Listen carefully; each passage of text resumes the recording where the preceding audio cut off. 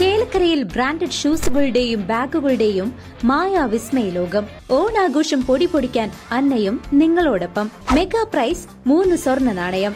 കൂടാതെ fridge, washing machine, water heater, TV, mobile phone എന്നിങ്ങനെ നിരവധി സമ്മാനങ്ങൾ നേടി ഈ പൊന്നോണം കളറാക്കാം. അന്ന ഷൂസ് ആൻഡ് സ്പോർട്സ്, കാനറ ബാങ്കിന് എതിർവശം, ചേലക്കര. എളനാട് കാർഷിക മലയോര മേഖലയിലെ പ്രതിസന്ധിയിലും പ്രതീക്ഷയോടെ കർഷകർ. എളനാട് മലയോര മേഖലയിലെ കർഷകർ നിരവധി പ്രതിസന്ധികളിലും കാർഷിക മേഖലയിൽ സജീവമാണ്. വന്യമൃഗശല്യത്താലും കാലാവസ്ഥാ വ്യതിയാനത്തിലും തൊഴിലാളികളെ ലഭിക്കുവാനുള്ള ബുദ്ധിമുട്ടിലും വലയുന്ന കർഷകരാണ് ഇവിടെയുള്ളത്. യഥാസമയം വളങ്ങളും വിത്തുകളും ലഭിക്കുന്നില്ല എന്ന വസ്തുതയും നിലനിൽക്കുകയാണ്. ഇങ്ങനെ ഒട്ടനേകം പ്രശ്നങ്ങളിലും വാഴകൃഷിയിലും പച്ചക്കറി കൃഷിയിലും നടിയൽ സമയങ്ങളിൽ സജീവമാവുകയാണ് പുതിയ പ്രതീക്ഷയോടുകൂടി മണ്ണിൽ അധ്വാനിക്കുന്ന വിഭാഗങ്ങൾ. കഴിഞ്ഞ വർഷം ഓണത്തിന് VFPCK വിപണിയിൽ ചങ്ങാലിക്കോടൻ നേന്ത്രക്കായ്ക്ക് 50 രൂപ മാത്രം ലഭിച്ചപ്പോൾ കുന്നംകുളം മാർക്കറ്റിൽ 80 രൂപയോളം വില ലഭിക്കുകയുണ്ടായി. വാണിജ്യാടിസ്ഥാനത്തിൽ പച്ചക്കറികളും വാഴകൃഷിയും ചെയ്യുന്ന കർഷകർ നഷ്ടകാലത്തിൽ എത്തി നിൽക്കെ ഇപ്പോൾ ദീർഘവിളയായ കവുങ്ങ്, റബ്ബർ തുടങ്ങിയവ അവരവരുടെ കൃഷിസ്ഥലങ്ങളിൽ കൃഷി ചെയ്യുന്നുണ്ട്. എങ്കിലും ഈ കർഷകരും നിരാശയിലാണ്. പാരമ്പര്യ കർഷകനായ തോന്നൂർ രാംകുമാർ പ്രതിസന്ധികളും പ്രതീക്ഷകളും വിവരിക്കുന്നു.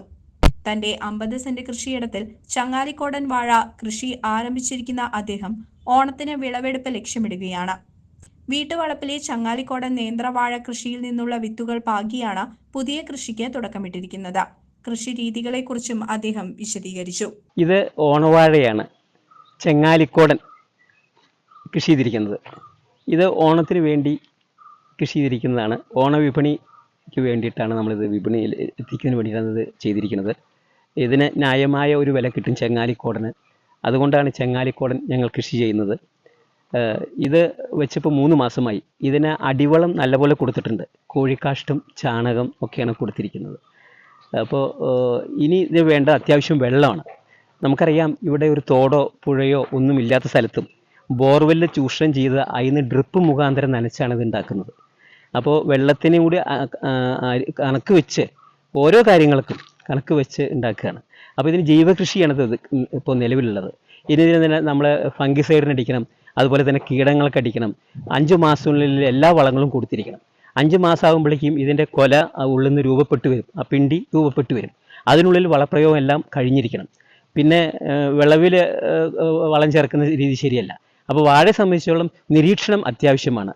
ആ നിരീക്ഷണത്തിൻ്റെ അടിസ്ഥാനത്തിലാണ് ഈ പറഞ്ഞ കൃഷി, അതായത് ചങ്ങാലിക്കോടൻ കൃഷി പ്രത്യേകിച്ചും മുന്നോട്ട് കൊണ്ടുപോകേണ്ടത്. അല്ലെങ്കിൽ അത് നഷ്ടമായി സംഭവിക്കും. അതുപോലെ തന്നെ വണ്ടുകേട്, ഏറ്റവും വലിയ പ്രശ്നം വണ്ടുകേടാണ്. ആ വണ്ടുകേടിനെ നമ്മൾ തുടക്കം മുതൽക്ക് തന്നെ ശ്രദ്ധിക്കണം. തുടക്കം മുതൽക്ക് ശ്രദ്ധിച്ച് തോട്ടം വൃത്തിയാക്കിയിട്ട് അതിനുള്ള ജൈവ കീടനാശിനികളുണ്ട്, അതൊക്കെ പ്രയോഗിച്ചുകൊണ്ട് തണ്ട് മുതൽക്ക് നമുക്കതിൽ ഒരു വെള്ളത്തിൽ മുക്കി തോർത്തുകൊണ്ട് തുടച്ച് അതുപോലെ തന്നെ സ്പ്രേ ചെയ്തും ഞങ്ങൾ ചെല്ലി വണ്ടുകളെ അകറ്റി നിർത്തും. ആ വണ്ട് വന്നു കഴിഞ്ഞാൽ പിന്നെ ഒരു രക്ഷയില്ല, വെട്ടിക്കളയല്ലാണ്ട് ഒന്നും ചെയ്യാൻ പറ്റില്ല. അത് പ്രത്യേകിച്ച് ചങ്ങാലിക്കോടനിലേക്കാണ് അവർക്ക് കൂടുതൽ ഇഷ്ടം. അതുകൊണ്ട് ആ വണ്ട് വരാതിരിക്കാനുള്ള പ്രക്രിയ ഇപ്പോൾ തന്നെ തുടങ്ങിയിരിക്കുക. അതിന് തലയ്ക്കൽ നമ്മൾ നെറുകിൽ ഓരോ സോപ്പിൻ്റെ കഷ്ണം വെച്ചാൽ മഴക്കാലത്ത് അത് ഊർന്നിറങ്ങി അത് മതി. പക്ഷേ അതിപ്പോൾ മഴക്കാലം അല്ലാതെ പറ്റില്ലല്ലോ. അപ്പോൾ അതുകൊണ്ട് നമ്മൾ സൂഡാമോണസ്, ഡൈക്കോഡെർമ അങ്ങനെ പല സാധനങ്ങളുണ്ട്. അതൊക്കെ ഉപയോഗിച്ചാണ് അപ്പോൾ കൃഷി ചെയ്യുന്നത്. ഇതാണ് ചങ്ങാലിക്കോടൻ്റെ പ്രത്യേകത. ഇതിപ്പോൾ എൻ്റെ പറമ്പിൽ വെച്ച ഇതിൻ്റെ തള്ളവാഴ പറമ്പിലുണ്ട്, അതിൽ നിന്ന് കന്ന് പുഴയ്ക്കൊന്ന് വെച്ചതാണ്. ഇനിയിപ്പോൾ ആ തള്ളവാഴ അവിടെ നിന്ന് കുലച്ചു തുടങ്ങി. അപ്പോൾ ഞാൻ ഇപ്രാവശ്യം പിരിയാൻ കാലത്ത് ഓരോ കന്ന് നിർത്തി ബാക്കിയുള്ളത് മാത്രമാണ് പിഴുതെടുത്തത്. പന്നി, മാൻ, മയിൽ, കുരങ്ങൻ, മലമ്പാമ്പ്, മലയണ്ണാൻ എന്നിവയുടെ രൂക്ഷമായ വിളയാട്ടം കൃഷിയിടത്തിൽ അരങ്ങേറുമ്പോൾ ബന്ധപ്പെട്ടവർ കണ്ടില്ലെന്ന് നടിക്കുകയാണ്.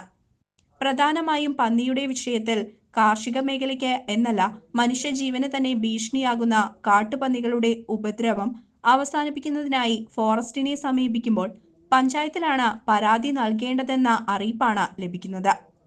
പഞ്ചായത്തിലെത്തുമ്പോഴാകട്ടെ പന്നികളെ വെടിവെക്കുന്നതിനായി ഷൂട്ടർമാരില്ല, ഫണ്ടില്ല എന്നീ ആവലാതികളാണ് കർഷകർക്ക് നേരിടേണ്ടി വരുന്നത് എന്നും രാംകുമാർ വ്യക്തമാക്കി. കാർഷിക മേഖലയിലെ പ്രശ്നങ്ങൾ പരിഹരിച്ച് മേഖലയെ അഭിവൃദ്ധിപ്പെടുത്തേണ്ടുന്ന സമയത്ത് രാഷ്ട്രീയ ഭേദമന്യേ കർഷകരെ സംരക്ഷിക്കേണ്ടത് ഓരോ പൗരന്റെയും ചുമതലയാണെന്ന കിഫ ചെയർമാൻ അലക്സ് ഒഴുകയിലിന്റെ അഭിപ്രായവും രാംകുമാർ സംസാരവേളയിൽ പറഞ്ഞു. പൊതുപ്രവർത്തകനും എളനാട്ടിലെ ചെറുകിട വ്യാപാരിയുമായ CA സേതുമാധവൻ മേഖലയിൽ കർഷകർ അനുഭവിക്കുന്ന ദുരിതങ്ങളും കർഷകർക്ക് ആവശ്യമായ സഹായങ്ങൾ നൽകി അവരെ കാർഷിക രംഗത്ത് തന്നെ നിലയുറപ്പിക്കുവാനായി അധികൃതർ മുന്നോട്ടിറങ്ങേണ്ടതിന്റെ ആവശ്യകതയും വ്യക്തമാക്കി.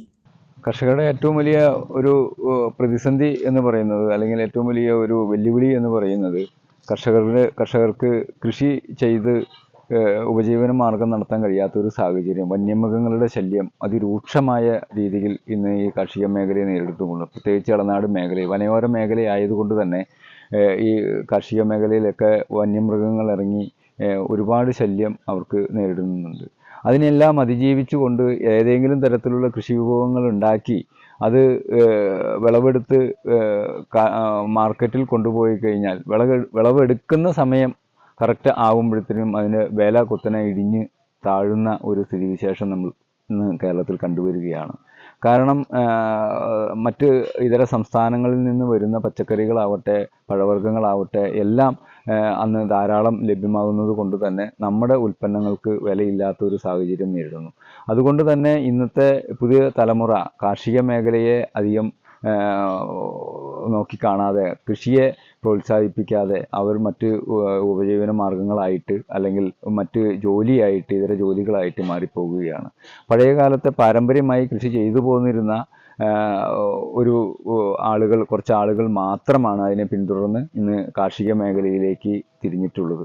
അവർ ലാഭകരം ആയിട്ടല്ല, അല്ലെങ്കിൽ അത് ഉപജീവന മാർഗം പോലും ആയിട്ടല്ല ചെയ്യുന്നത്. അവരുടെ മനസ്സിലെ അല്ലെങ്കിൽ കൃഷിയോടുള്ള അധിക താല്പര്യം കൊണ്ടും കാർഷിക വൃത്തിയിൽ അവർ കാണിക്കുന്ന ഒരു വലിയ ഒരു ബഹുമാനത്തോടു കൂടി അവർ ചെയ്യുന്ന ഒരു പ്രവൃത്തിയായിട്ടേ നമുക്കിത് കാണാൻ കഴിയുകയുള്ളൂ.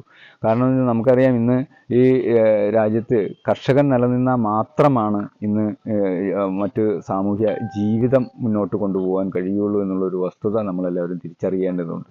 അത് കർഷകരെ പ്രോത്സാഹിപ്പിക്കുന്ന തരത്തിൽ സർക്കാരിൻ്റെ ഭാഗത്തുനിന്ന് വലിയൊരു മാറ്റം കർഷകർക്ക് വേണ്ടി അനുകൂലമായി ചെയ്യേണ്ടതുണ്ട്. അത് നമ്മുടെ ഭരണസ്ഥിര കേന്ദ്രങ്ങളിൽ നിന്ന് തന്നെ നിയമനിർമ്മാണത്തിലൂടെ അല്ലെങ്കിൽ കർഷകരെ സഹായിക്കുന്ന തരത്തിലുള്ള അധികം പാക്കേജുകൾ നമുക്ക് സർക്കാരിൻ്റെ ഭാഗത്തുനിന്ന് ഉണ്ടാവണം. അതൊരു പ്രോത്സാഹനമായി പുതിയ കർഷകരെ കൊണ്ടുവരുന്നതിന് വളരെ ഉപകാരപ്രദമാകും. എന്തു തന്നെയായാലും കർഷകരാണ് നമ്മുടെ രാജ്യത്തിൻ്റെ നട്ടെല്ല് എന്നുള്ള കാര്യത്തിൽ യാതൊരുവിധ തർക്കവുമില്ല.